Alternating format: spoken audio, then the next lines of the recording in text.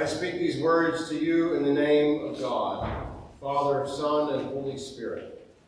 Amen. Amen.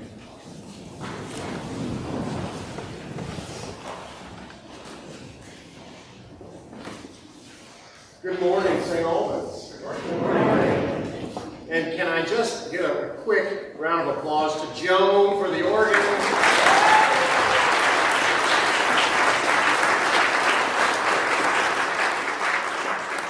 Well done. It's like riding a bicycle, right? That's what they always say.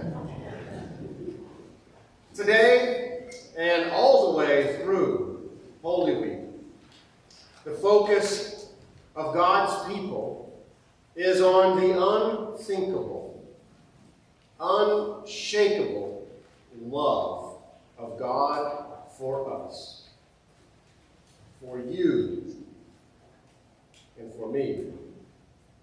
And how that love shines like the radiant sun through the morning fog to dispel our doubts and our hang-ups. The love of God, who pursues us like a hound on the chase. God is onto our scent, and God knows exactly where to find us. The reformer John Calvin talked about how God's grace and love was irresistible. And if we think we have resisted it, perhaps we have yet to experience it. God invites us into this place, this wellspring of eternal and perfect love, as a way of being. God invites us to be transformed. Like how Paul was transformed, if you think back to this reading. Everything he had been about as a Pharisee and as a zealot, as a person blameless under the law, he said, I count as loss compared to knowing Jesus.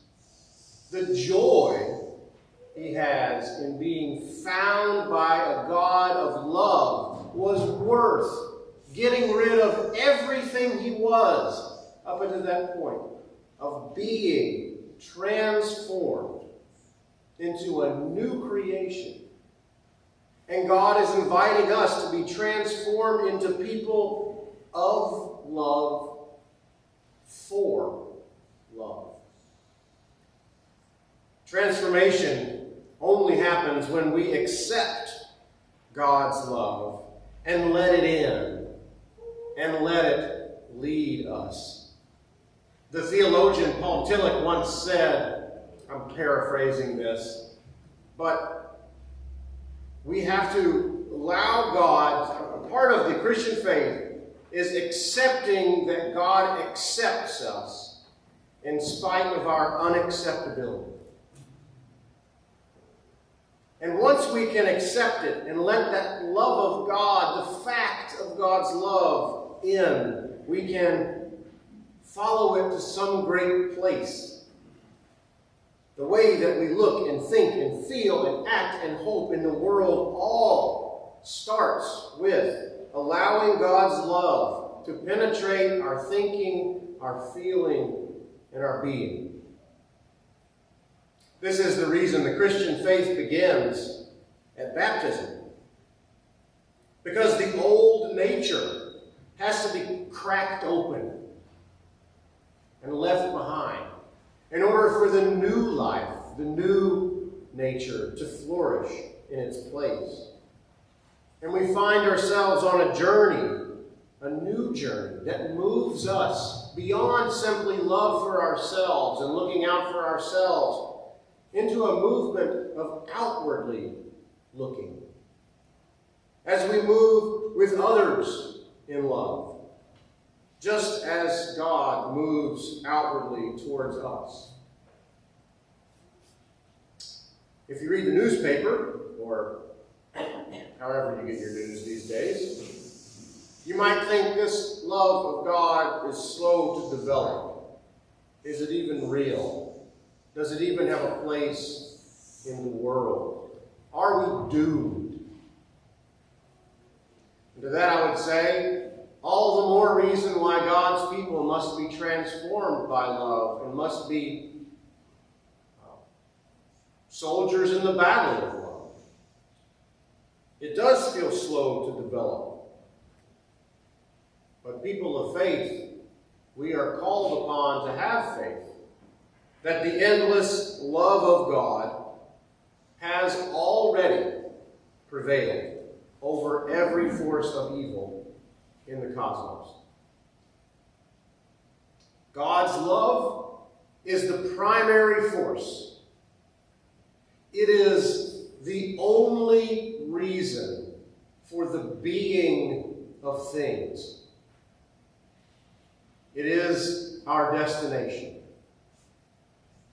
And when we fall in love with God, when we understand that God is in love with us, we might start to do some bizarre things. In the name of love, we might prioritize relationships above our reputation.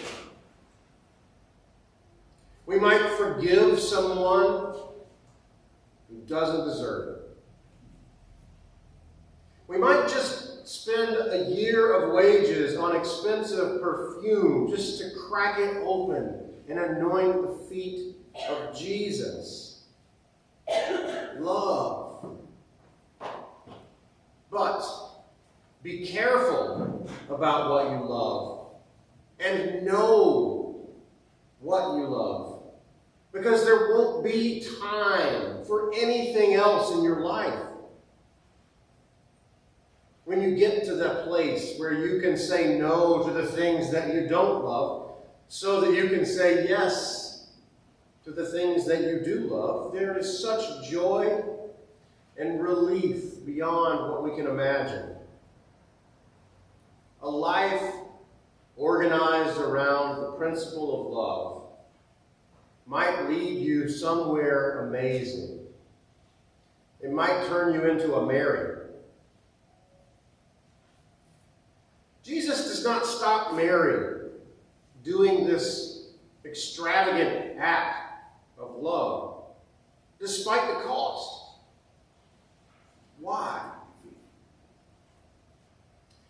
Perhaps it's because in her act, she shows that she understands the whole purpose of God's creation. She has been caught up in the love affair of God's irresistible grace that has dispelled the darkness in her life and given her hope and purpose and belonging and meaning and value in a world that couldn't care less about her. I'm reminded of a man I'm getting to know who attends our evening service, our eventide service, who in recent weeks has been compelled to quit his job and buy a one-way plane ticket to Europe to offer himself in whatever way he can, even putting his life at risk to go and be an instrument of peace for the people of Ukraine.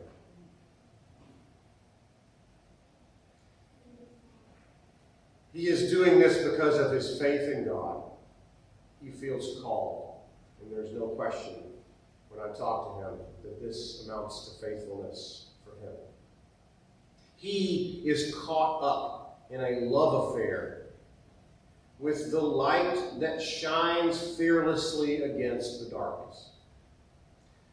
And I know that he understands because he said so. Even if he is killed, he is not destroyed. He knows how it all works out in the end. Now, maybe your faith and your love of God is not as dramatic as Paul or Mary or this man who is going to Ukraine tomorrow. And maybe it's just, like a regular person's faith, which, by the way, is miraculous. But even love in our ordinary lives is incredible because it provides the order and the discipline that gives shape to the people who we become. If you told me 12 years ago that I would be an enthusiastic ballet dad, I would have told you that you are crazy. 12 years ago, I would have been the begrudging dad in the back of the ballet recital watching the basketball game on his cell phone. Yesterday, I forgot the Final Four was on. Just didn't even come up. Love does some unbelievable things to us. Love transforms us into new people, different people. And yes, it requires everything of us. But love, lest you think this is some abstraction or some theological concept hard to grasp. No, it is nothing but the reason why we get out of bed in the morning and do whatever it is that we do. That's the heart of our lives. And if we do not love what we get out of bed to do, then we turn out to be broken and hurt. And often we cope in unhealthy ways. It all starts with love. On Friday, which was my first weekday off in a couple of weeks, I drove to Monson, Maine. You know Monson? 142 miles from here. Because you know what they have in Monson, Maine, besides a great general store? With the best pickles I've ever had in my life. They have snow in Monson, Maine. And I needed to get up there for one final Nordic ski of the year. It felt a little excessive, the way gas prices are these days. But sometimes you need to pour out a little bit of the expensive perfume on your own feet. You can't let it get out of hand. But you do. It's part of the spiritual life to have the discipline of keeping yourself in touch with the joy of what you love. Because if you can't be in touch with that part of yourself that's in love, then you're no good to anybody else around you.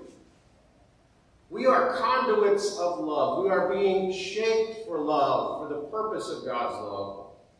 And that's really the whole point. And yes, I heard Judas in the back of my mind as I was driving. Why don't you save all that gas money and give me Judas, that guy. Remember that Judas wanted the woman in the gospel to sell the perfume so that he could embezzle cash from the treasure. He doesn't get it. That the whole point of Jesus' ministry is for us to be caught up in this crazy, transformative love process that takes us away from the things that we fear and our hesitations and our doubts and moves us into an extraordinary transformation so that we are new people. Joy-filled people whose lives radiate with faith and hope and joy for the world. In life, we don't know exactly where the love of God will lead us. We don't get a roadmap. We are invited to take one step at a time. One step, the next step. Up a staircase that goes somewhere. And all of us prefer to know the destination before we take that first step, but faith asks of us the opposite. Faith asks that we disarm ourselves and get vulnerable and take a risk with God. With the radical love of God in Jesus, we are invited to let down our guard, to let down our hair, and to trust that God's love is enough information. So pour out the expensive perfume. Go all in on this beautiful life God gives us. And let yourself be transformed by that love.